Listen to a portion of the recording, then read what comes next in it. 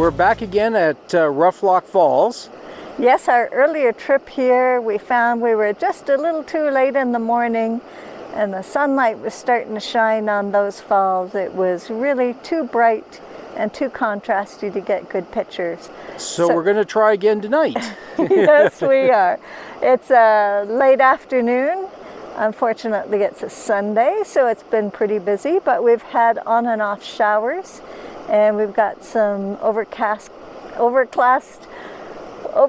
skies, and we're going to try the falls again with a little less light on them.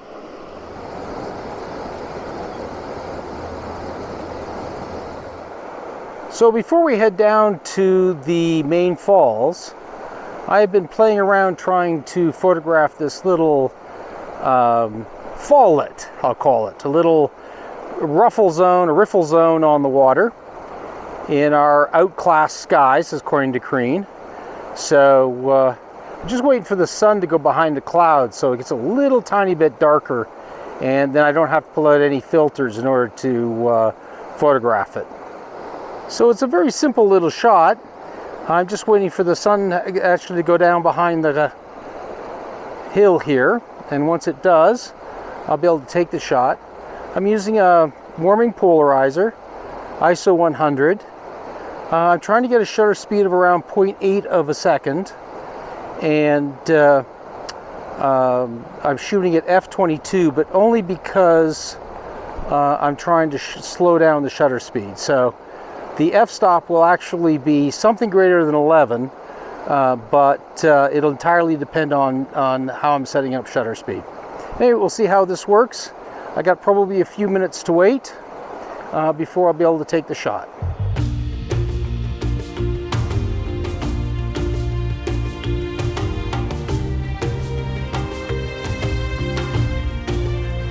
Previously, when we came to Roughlock Falls, we shared with you a hike that was about 3/4 of a mile from a lower parking lot up to the falls. Well, later we found that if you follow the Roughlock Falls drive, you can come up to an upper parking lot that has a very short walk down to the falls. So you start at the upper end of the falls, and it allows you to follow down to the lower falls.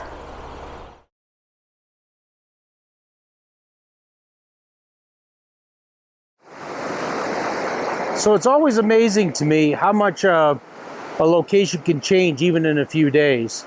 We've had a couple days of pretty hard rain, so the amount of water in the upper falls, well, in all the falls, is quite a bit higher than it was when we were here last time. The other thing that appears to have happened is that right down in there, some flowers have opened there, and over on the other side on that stone wall, that gives you kind of some interests both in the foreground and on the side of the image. One of the things that makes the photograph a little bit more challenging is there are a bunch of snags right down in that area right about there. Let's see if I get my finger there, right about there. And they're fairly ugly. They really don't enhance the picture in any way. It'd be lovely to get those out of there. But that's the way the photo comes, so they're going to be included in the shot. And it's just trying to do it so they're not quite so dominant, or they sort of disappear into the background a little bit. Otherwise, it's an absolutely gorgeous shot. And even in the way the waterfall actually comes down, as I pull back here, as the waterfall comes down and forms a little eddy right in here, you can create a nice little line all the way back up through the lower falls and up into the higher falls. Because there's a lot more water coming down the river, the areas that were a little less filled in with water and cascades the last time we were here are more full and a little bit more interesting. So it's this was an angle I did not care for the last time, but I think I really like on this particular shot. And what you can see, other than the snags, which I don't like but I'm stuck with, the shot has this nice upper left to lower right kind of wave to it, and I really, really like that.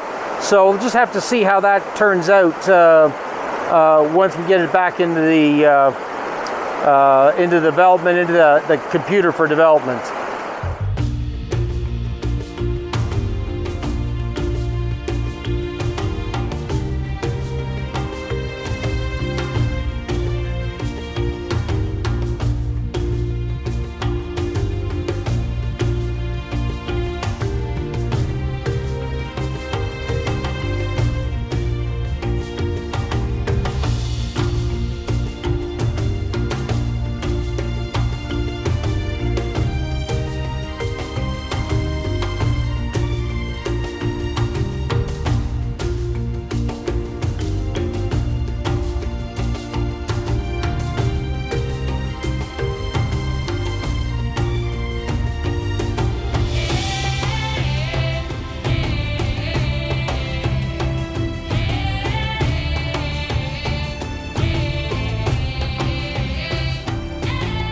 Well, that was a lot of fun.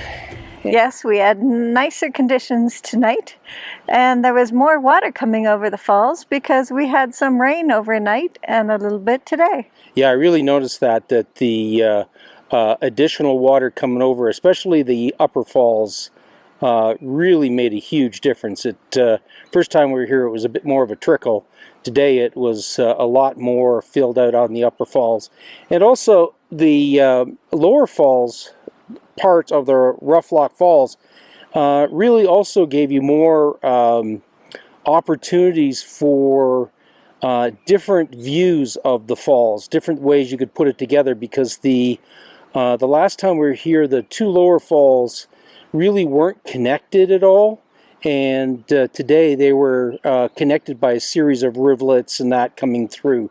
So it really created some opportunities for some interesting compositions.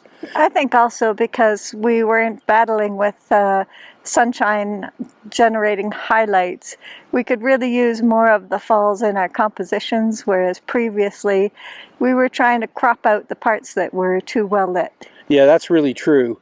I think the only issue we had tonight was there's a lot of scraggly branches at the bottom of the falls that are frankly quite ugly and distracting, and I'm not sure I'm going to be able to get them out of the composition or not, but they were that was about the only thing that was unenjoyable tonight. And I think to just end on a positive note, a whole bunch of flowers had opened up in the middle of the fall since the last time we were here, and they were just gorgeous. Yes, I used those in a couple pictures. Yeah, so really enjoyed it, and definitely worth coming back. And now a brief interlude. One of the things that Corinne and I like to do is to look for new photo opportunities while we're in an area. And while we were driving along the Spearfish Creek, we found this really interesting spot that had these two beautiful big boulders sitting in the middle of the creek. And we thought this would be an excellent photograph. We've been doing a little bit of photography at a few waterfalls along Spearfish Canyon, and we had kind of mixed results because of sunshine. We really got pretty good conditions at Spearfish Falls. We've come a little further north in the canyon, and we're just checking out a little spot where there's these very cool boulders that have fallen into the Spearfish Creek and created a bit of a water diversion. One of the things that Corinne and I have really been running into is that a number of really interesting shots, which we really think these two boulders here, just a potentially very cool shot, are almost impossible to take from the vantage point that you're at. It's either there are snags in the way, or there's overhead branches in the way. So we're going to actually try to do this photograph in a little different way. We're actually going to try to use the drone to actually photograph these rocks from over here. And at least the current plan, is to see if we can get the drone out over the water. Although I can already see one problem. There's a big snag in the way in this direction. So we're going to try this side, and then we're going to go over and try the other side to see if we can get an interesting shot. And maybe from a little bit higher elevation, it might also look good. Here's another angle on the rocks, and I'm hoping that it stays a little bit overcast, because I think that'll make it a little easier to do the shot. One of the other things I might try to do is actually do a little shot down the river as well. So we'll see how things work out. I also want to do a shot from the other side, but that's going to take some real skill to get it up and down past all those trees over there. So we'll just have to see how that all works out. The other issue I'm going to have with trying to fly the drone in here is that it's gotten breezy. It's not, the winds aren't that strong in sort of sustained wind, but they're gusting, and the gusts are quite strong. So I'm going to have to just be really careful about where the drone goes and getting everything lined up beforehand. Here's a piece of film that I did take. It turned out better than most of them, primarily because right about here, as I went across these rocks, I would keep getting hit by strong gust of wind, and the drone would shift to the left quite dramatically. I suspect this is going to be a lot of work, and I'm kind of hoping, and high risk in terms to the drone. There's no people around, and there's no hydro lines. I've already checked the various flying apps, and this is a clear area for flying. This is clear airspace. And even then, I'm only going to be about 20 feet off the ground. So it's not going to be very high, because at higher altitude, the winds are much, much stronger. And I don't want to fool with that. So this is going to be more of a tricky, tedious little shot to get.